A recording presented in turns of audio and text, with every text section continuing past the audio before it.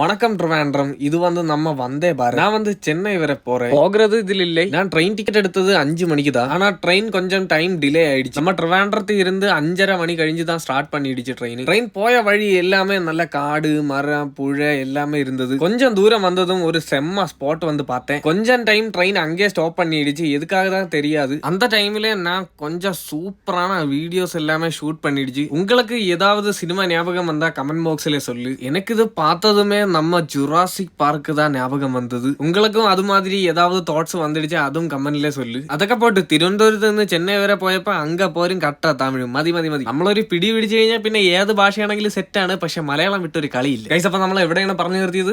നല്ല കെണ്ട മഞ്ഞും നല്ല കൊടൂരമായ മലയാളവും ഒക്കെ കണ്ട് ആസ്വദിച്ച് ഒറ്റയ്ക്ക് ഒരു ട്രിപ്പായിരുന്നു ഗൈസ്. തള്ള ഏക്കറാണെങ്കിൽ വിൻമില്ലൊക്കെ ഉണ്ട് കേട്ടോ ഇവിടെ. ഈ ട്രിപ്പിൽ കണ്ട കുറച്ച് കാഴ്ചകൾ മാത്രമേ മനോഹരമായിരുന്നുള്ളൂ. ബാക്കി എല്ലാം കട്ട ശോകമായിരുന്നു. ഒരു സാധാ വെജ് ഫ്രൈഡ് റൈസിന് 350 രൂപ. അതാണെങ്കിൽ നല്ല അഴുകിയ ബീൻസ്. നമ്മുടെ ഇവിടെ ആണെങ്കിൽ 70 രൂപയ്ക്ക് നല്ല കിടിലൻ ചെത്ത് സാധനം കിട്ടും. ഇവിടുത്തെ റെയിൽവേ സ്റ്റേഷനിൽ ചെന്നിറങ്ങിയപ്പോഴേ ഫുൾ സ്മെല്ല്. ടോയ്ലറ്റ് ഫെസിലിറ്റി ഒക്കെ ആണെങ്കിൽ അതിനേക്കാട്ടിലോ. ഞാൻ തെളിച്ച് പറയുന്നില്ല, നിങ്ങൾ ഊഹിച്ചാൽ തന്നെ മനസ്സിലാവുമല്ലോ. എങ്ങനെയാണ് ഇവരൊക്കെ ഇവിടെ താമസിക്കുന്നതും ട്രാവൽ ചെയ്യണതും. ഇതിനൊക്കെ പുറമെ നമ്മുടെ സർക്കാരിന്റെ വിമാന ട്രെയിന് അത് ഇത്. ജനങ്ങൾക്ക് വൃത്തിയുള്ള എന്തെങ്കിലും കൊടുക്കുന്നുണ്ടോ? അതും ഇല്ല. എന്നിട്ട് വികസനം ഒന്ന് പേരും. എന്ത് പ്രഹസനമാണ് ഇത്. ഞാൻ പിന്നെ തിരിച്ച് ബസ്സിലാണ് വന്ന. ഇതിലാണെങ്കിൽ പിന്നെ പറയണ്ടല്ലോ, അത് അതിനേക്കാട്ടിലോ. നിങ്ങൾക്കും ഒരുപാട് അനുഭവങ്ങൾ ഉണ്ടെന്ന് അറിയാം. ഇതൊക്കെ പ്രതികരിക്കുക. Stay follow Mallu tattoo vlogs.